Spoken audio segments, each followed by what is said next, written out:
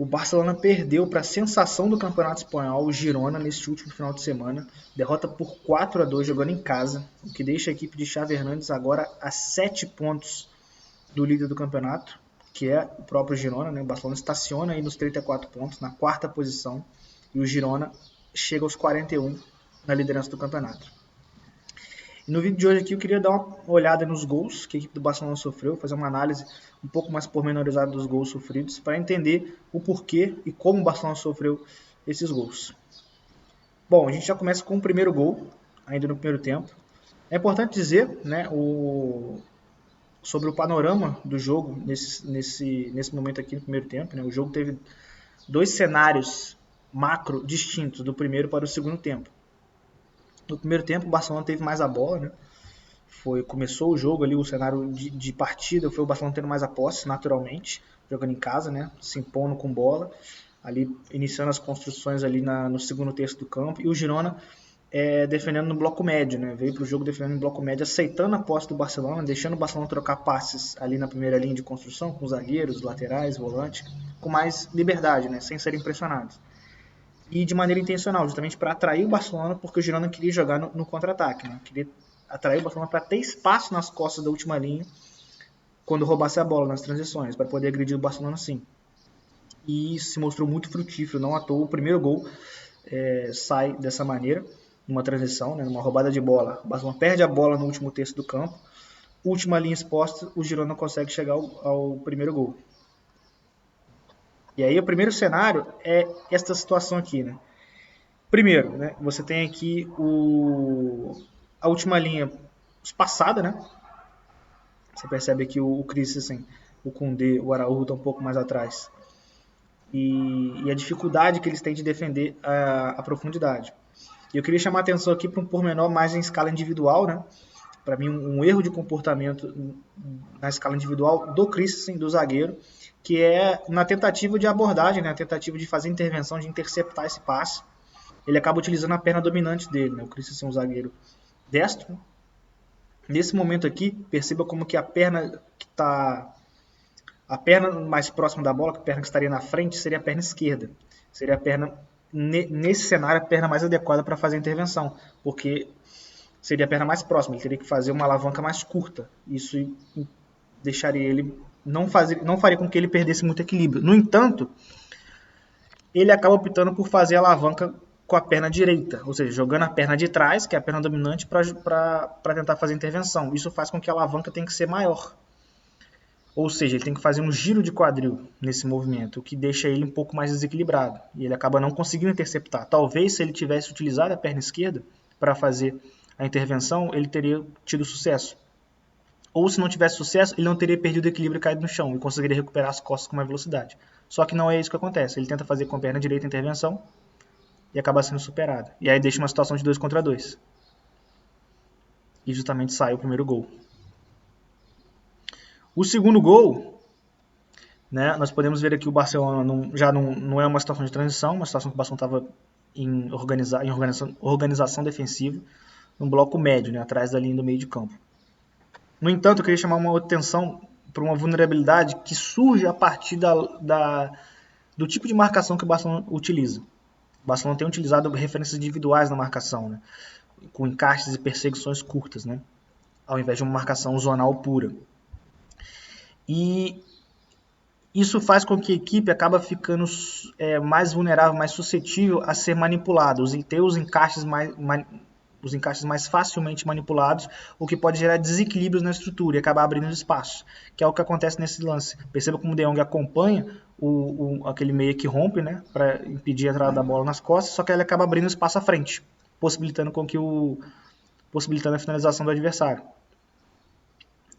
E como a equipe defende mais por encaixe e não por zona, defendendo espaço, o outro volante do lado contrário não balança junto com ele para fazer cobertura, que seria o ideal nesse caso, e o espaço fica exposto. No terceiro gol, nós temos aqui, novamente, não é uma transição, o Barcelona estava organizado em bloco alto, mas é um ataque direto do adversário com bola longa, onde o Araújo não consegue a primeira bola, e perceba novamente o espaço, como tem um espaço muito grande, né? A última linha muito espaçada, corredor central exposto. A cobertura o Araújo sai para duelar. Nesse cenário aqui, o Araújo, quando sai para o duelo aéreo, a cobertura dele, que no caso seria o Koundé, está muito distante. Ou seja, se ele perde o duelo, ele não tem cobertura, as costas dele estão vulneráveis. Então, novamente, por utilizar encaixes individuais, o Koundé estava lá do lado contrário, encaixando no seu oponente direto. E isso deixa, muitas vezes a última linha acaba batendo no mano, ficando todos os jogadores da última linha de 4 batendo num contra um, sem coberturas.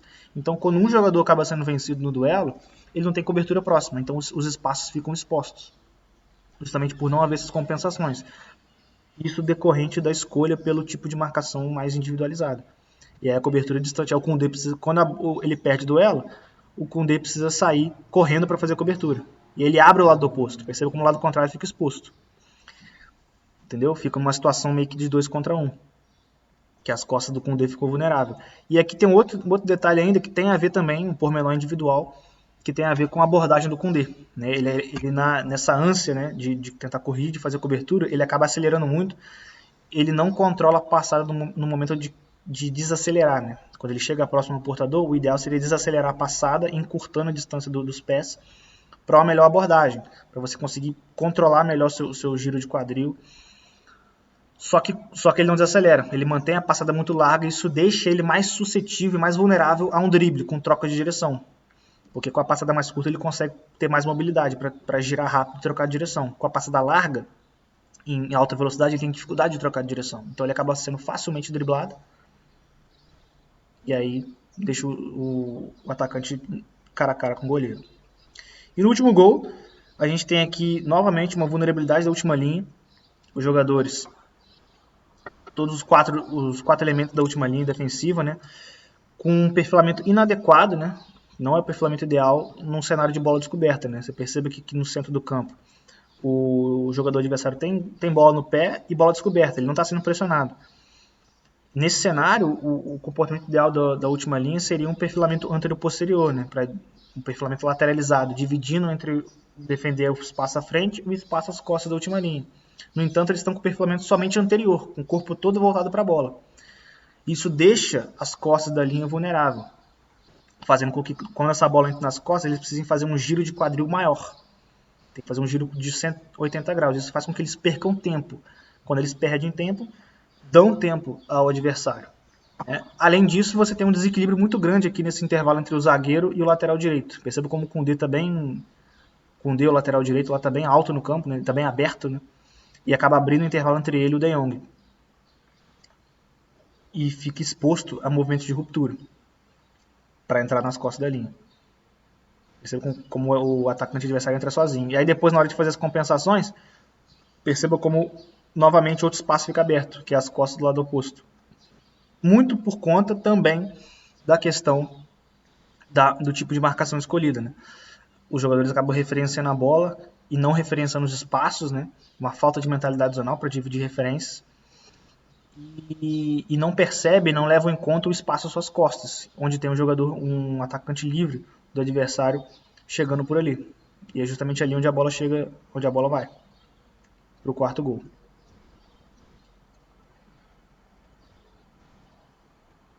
Essa câmera aqui vai dar para ter uma noção melhor. Perceba como todos eles estão com o perfilamento voltado para frente e olha como é que os intervalos estão bem abertos, né? Principalmente os intervalos entre zagueiro e lateral. Estão muito abertos, né? Muito expostos a esses movimentos de ruptura. E é por ali que a bola entra. E aí depois os jogadores, na hora de recuperar as costas, eles recuperam referenciando somente a bola. Todos eles correm em direção à bola, o Cancelo aqui e o Baldé, e acabam esquecendo do oponente nas costas. E é justamente ali onde o gol sai.